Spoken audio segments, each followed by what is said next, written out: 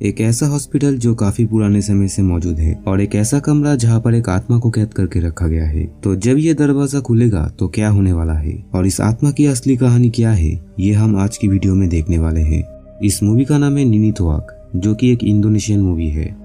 तो कहानी की शुरुआत में हम एक होटल को देखते हैं और इस होटल का नाम है मिकारजियो। इसका मालिक एक बूढ़ी औरत है जिसका नाम है मारनी। हम उनको एक कमरे में अकेले बैठा हुआ देखते हैं और उनकी हाथ में एक चाबी होती है। मारनी उस चाबी को एक बक्से में छुपा रहा था और तभी उन्हें अंदर की एक कमरे से लकड़ी के एक खिलौने की आवाज सुनाई देती है। वो डरते हुए उस कमरे की दरवाजे को खोलती है, जहाँ पर वो किसी के लंबे बाल देखकर बहुत ही डर जाती है। फिर जब ये आवाज बंद होती है तो मारनी उस कमरे में प्रवेश करती है और ठीक तभी हम वहाँ पर एक छोटी बच्ची की परछाई देखते हैं। ये परछाई एक तस्वीर से आ रही थी जो कि मारनी को भी दिखाई देती है।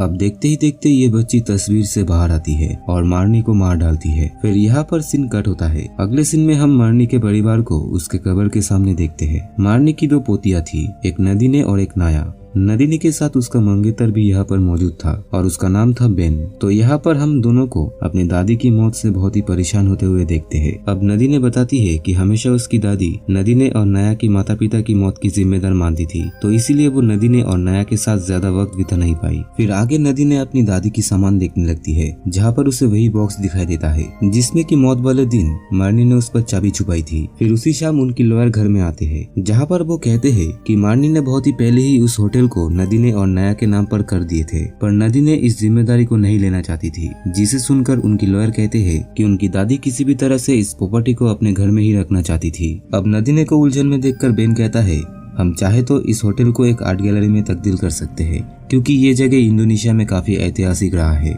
पर यह बात उनकी वफादार नौकर रहमत और गिरा को अच्छी नहीं लगती है। फिर बेन इस बारे में नदीने को सोचने के लिए कहकर नाया को लेकर तत्काल के लिए शहर लौटते हैं। फिर अगले सीन में दिखाया जाता है कि गिरा एक थाली में फूल चंदन लेकर इस घर में पूजा करने की कोशिश करती है। पूछने पर गिरा का छोटा बेटा नदीने को बताता है कि मरनी के मरे हुए अभी सिर्फ 40 दिन हुआ है, तो इसलिए उनकी आत्मा की शांति के लिए हम इस घर में पूजा कर रहे हैं। नदीने कहती है कि उनकी दादी शायद ठीक होंगी क्योंकि उनकी मौत नॉर्मली हुई है। अगले सीन में हम नदीन को देखते हैं जिसे इस घर में कुछ अनयूजुअल महसूस हो रहा है। वो हॉल में रखा हुआ एक पियानो बजाने की कोशिश करती है, लेकिन वो पियानो अपने आप बजने लगती है। अब उस रात में ही नदीन को सोते हुए एक डरावनी आत्मा दिखाई देती है। ये दिखने में बिल्कुल एक बूढ़ी औरत की तरह लग रही थी और इसकी वैसे ही लंबे घने बाल थे जो कि मरनी ने देखा था। इस आत्मा को इतने करीब देखकर नदीन बहुत ही डर जाती है। फिर अगले दिन रहमत और गिरा होटल के बारे में उसे जानकारी देता है, जहाँ पर दोनों बताते हैं कि इस होटल में कुल 8 कमरे हैं। पर नदीन यहाँ पर याद करके बताती है कि इस होटल में तो कुल मिला के 9 कमरा है, लेकिन आप लोग क्यों 8 कमरे बता रहे हो। गिरा ये सुन के बहुत ही डर जाती है। वो कहती है कि इस होटल में एक कमरा है जो कि किसी को खोलने का इजाजत नहीं है। गांव में सभी का मानना है कि वहाँ पर कुछ बुरा हुआ था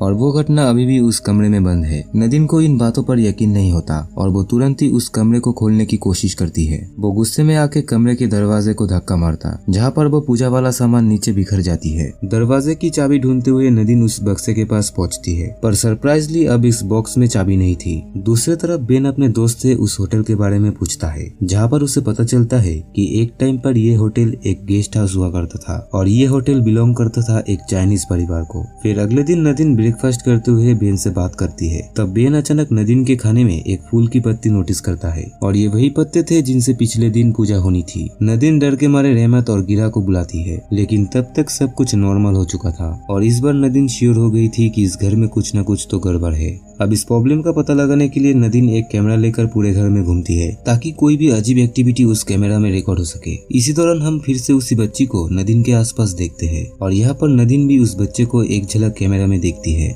पर वो कुछ समझ नहीं पाती है। अगले सीन में हम देखते हैं कि नदीन उस कमरे को खुलवाती है जो कि इतने समय से बंद पड़ा हुआ था। गिरा उसे बहुत ही रोकने की कोशिश करती है, लेकिन नदीन को यकीन था कि यहाँ पर जो कुछ भी हो रहा है वो इस कमरे की वजह से हो रहा है। इस कमरे में नदीन को बहुत ही पुरानी सामान मिलती है, लेकिन इनमें से एक सामान पर हमारा ध्यान जाता है जो कि एक अजीब सी स्केयर क्रो दिखने वाली डॉल थी। रहमत और गिरा उसे बताती है कि ये निनी तोआक नाम की एक डॉल है जिसे आत्माओं के दुनिया के साथ जुड़ने के लिए बनाया जाता है। गिरा उन्हें आगे बताती है कि मैडम मारनी का कहना था कि इस होटल की पिछली ओनर मैडम ओई एक चाइनीज इंडोनेशियन औरत थी। वो हमेशा इस डॉल को यूज करती थी क्योंकि उसे आत्माओं की दुनिया से कुछ जानना था और इसलिए मारनी ने इस कमरे में ओए का सारा सामान बंद करवा दिया। इन सामानों के बीच नदीन को उस लकड़ी की खिलौना भी दिखता है और साथ ही मैडम ओए की एक तस्वीर जो कि लगातार उसे देख रहा था। नदी ने उसी वक्त निनीथोक को बाहर ले जाके जला के राख कर देता है और सोचती है कि इसे जलाने के बाद घर में सब कुछ ठीक हो जाएगा। लेकिन रात होते ही नदीन के ऊपर ऐसे ही कई डॉल्स हमला कर देती है और उनके बीच नदीन को एक औरत दिखाई देती है। अब इससे पहले नदीन कुछ समझ पाती, वहाँ पर रहमत और गिरा जाता है और उसके बाद सब कुछ शांत हो गई थी। फिर आगे नदीन से मिलने एक आदमी आता है और वो अपना नाम होंग बताता है। होंग का कहना था कि ये घर उसका परिवार का हुआ करता था, लेकिन आज से कई दशक पहले किसी ने बिना सोचे समझे इस घर को नदीने के परिवार के पास बेच दिया था। इस घर में उसके परिवार का कुछ सामान मौजूद है और अपने परिवार के लिए वो उस सामान को वापस खरीदना चाहता है। यहाँ पर होंग उस पेंटिंग की बात भी करता है जो कि नदीन को उस कमरे में दिखाई दी थी। नदीन उसकी बात को टाल देता है क्योंकि वो इतनी जल्दी अपनी दादी की यादों को खत्म नहीं करना चाहती थी। फिर आगे हम देखते हैं कि बेन और नया यहाँ पर आ गई थी। नदीन बेन को इस घर में हो रही सभी बातें बताती है, तो ऐसे में बेन और भी पता करने की कोशिश करता है कि आखिर इस घर में हुआ क्या था। दूसरी तरफ हम नया और गिरा की छोटे बेटे बेजो को खेलते हुए देखते हैं जब नया को वही बच्ची दिखाई देती है। इस घटना को देखकर नया बहुत ही डर जाती है और नदीन और भी ज्यादा टेंशन में पड़ जाती है। उस शाम में नया और बेजो झूला झूल रहा था, तब अचानक वहाँ पर वही आत्मा आ जाती है और वो नया को झूले से धक्का दे देती है। अहम मौके पर नदीम और बेन उसे बचा लेते हैं, लेकिन नदीन अब तक बहुत ही परेशान हो चुकी थी। अगले सीन में नदीन और बेन बाहर होती है, जहाँ पर नदीन बेन को निनीथुआ की कहानी बताती है। बेन इस बारे में सर्च करता है और उसमें उसे पता चलता है कि निनी एक छोटे बच्चे की आत्मा है जिसका ख्याल ठीक से नहीं रखा गया था। जीते जी उसको ध्यान रखने वाला कोई भी नहीं था और इसीलिए वो अब एक आत्मा बन गई है जो अलग अलग जगहों को पजेस करती है। अब तक बेन के दोस्त ने भी इस जगह के बारे में पता लगा लिया था। वो बेन को बताता है कि कई साल पहले इस जगह का मालिक होंग के परिवार का था, लेकिन होंग के परदादा का ओए नाम की एक औरत के साथ संबंध था जिसे उन्होंने ये गेस्ट हाउस दे दिया। बाद में ओए ने यहाँ पर एक होटल बनवाया और यहाँ पर अपनी बेटी येनियन के साथ रहने लगा था। इस घर में एक हाउस हेल्पर भी था जो येनियन के उम्र का था, पर एक दिन अचानक येनियन गायब हो गई थी और उसका पता कोई भी नहीं लगा पाया। अब जब ये कहानी चल रही होती है तो नदीन अपने घर में वापस पहुँचती है और वहाँ पर उसे पता चलती है कि नया गायब है। वो नया को ढूंढने की कोशिश करती है और तभी उसे उसी छोटी बच्ची की आवाज सुनाई देती है।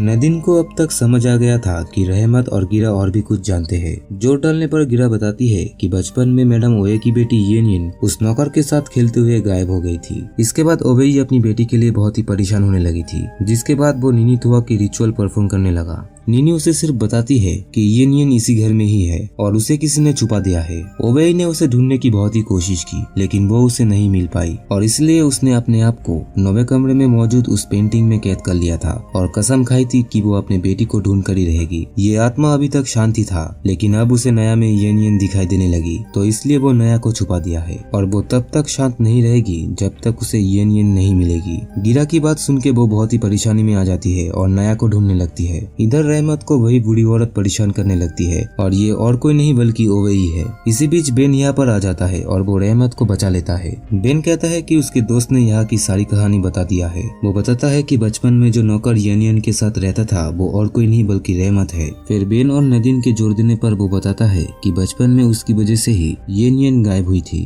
दरअसल बचपन में वो और येनियन जब खेल रही थी तब झूले से गिर के येनियन के सर पे भारी चोट लगी थी, जिसकी वजह से उसकी मौत हो गई थी। बाद में ओई जब उसे ढूंढने लगी थी तब डर के मारे वो येनियन को घर के आंगन में दफना दिया था। सब कुछ पता चलने के बाद नदी ने घर के उस आंगन की तरफ बढ़ती है जहाँ पर ओवेई नया को लेकर खड़ी हुई थी। ओवेई इस दुनिया को छोड़कर अपनी दुनिया में जाना चाहती थी, लेकिन वो अकेली नहीं बल्कि अपने बेटी के साथ। नदी ने उससे बहुत ही रिक्वेस्ट करती है कि वो उसे छोड़ दे क्योंकि वो उसकी बहन है। इसी बीच रहमत भी यहाँ पर आता है। वो ओवेई से सारी सच्चाई बताती है, साथ ही वो माफी भी मांगता है और वादा करता है कि वो येनियन की सारी क्रियाक्रम करेगा ताकि उसकी आत्मा शांति पाए। इसे सुनने के बाद ओवे की आत्मा शांत होती है और वो नया को छोड़ देती है। अंतिम सीन में हम नया, नदीम और बेन को एक साथ देखते हैं, जिन्होंने अब ओवेई और येनियन की आत्मा को श्रद्धांजलि दे दिया। उन्होंने अब इस घर को होंग को सौंप दिया है और वापस अपने शहर में लौट जाते हैं। पर जैसे ही होंग उस घर में प्रवेश करता उसी टाइम ही निनीथुआ की आत्मा उस पर हमला कर देती है और यहाँ पर ये मूवी खत्म होता है।